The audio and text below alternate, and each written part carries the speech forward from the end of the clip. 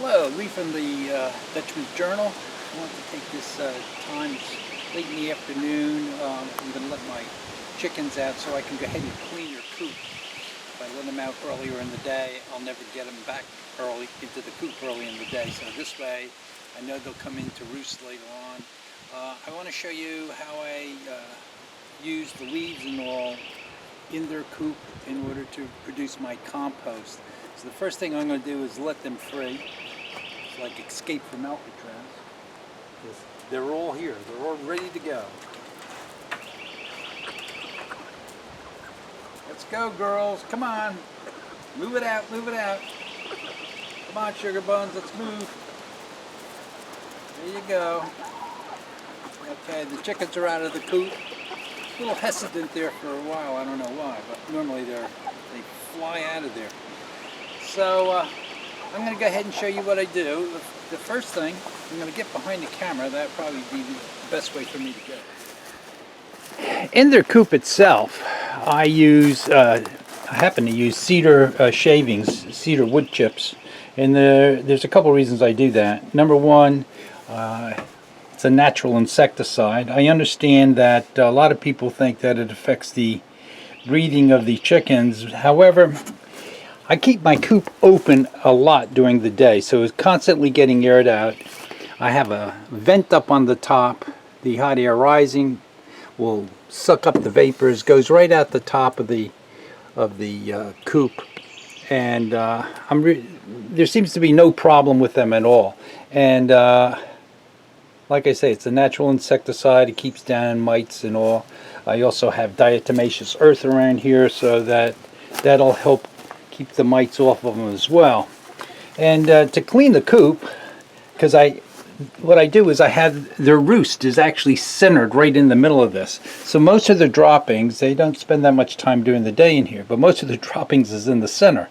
So all I have to do, take a stick,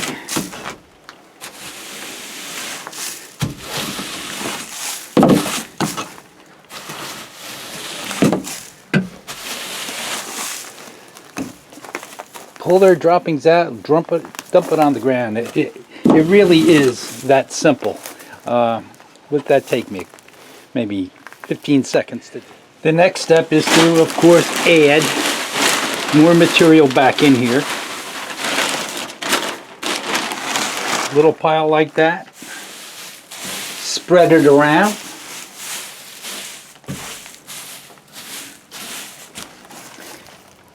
That's it. Tomorrow morning when I come out here, if there's any areas where there's some droppings, I just take the little spreader, push it over it. It absorbs any moisture. The smell is virtually eliminated here, and it's important for me to keep on top of this because my house is very close. So you know how chicken manure smells? I have no odor here at all. My compost site is 75 feet away from the house at most. No odors because I stay on top of it. No flies. No insects zipping around this place. First of all, the chickens do a great job on that. So all I do every 2-3 days is come in, pull that stuff out, dump it on the ground. I just let it dump on the ground. Now, you'll see over here I have some stems from collards because they've been eating it. And I'm going to throw this into the heavy green compost pile. It does not go into my composter. This just goes into a pile on the side. Now what I have on the ground in their coop are leaves, bark from the trees, anything that I rake up from out of the woods, I just dump in here. It comes in with insects and all. You'll see, I'm not going to be able to do it tonight. I'll probably do it tomorrow. You'll see how I introduce the leaves into here and how the chickens literally attack it and spread it all around, eat all the insects out of it, and poop in it, give me great compost. So the next part of this is to rake it up.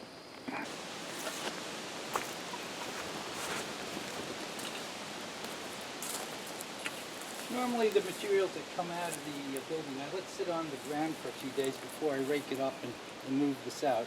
The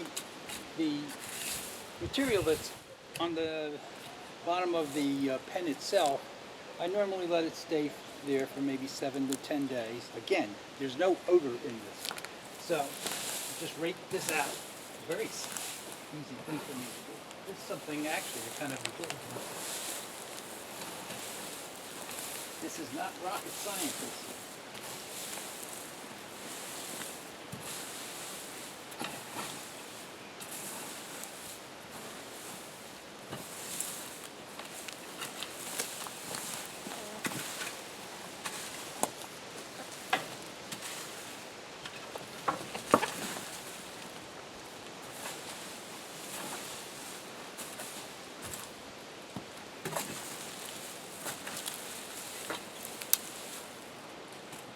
Now we got it in a pile.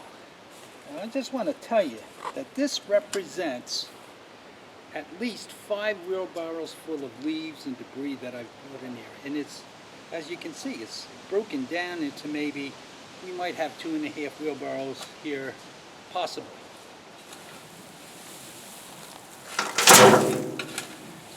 I'm going to just go ahead and cover this wheelbarrow. I'm sure that you don't want to watch that.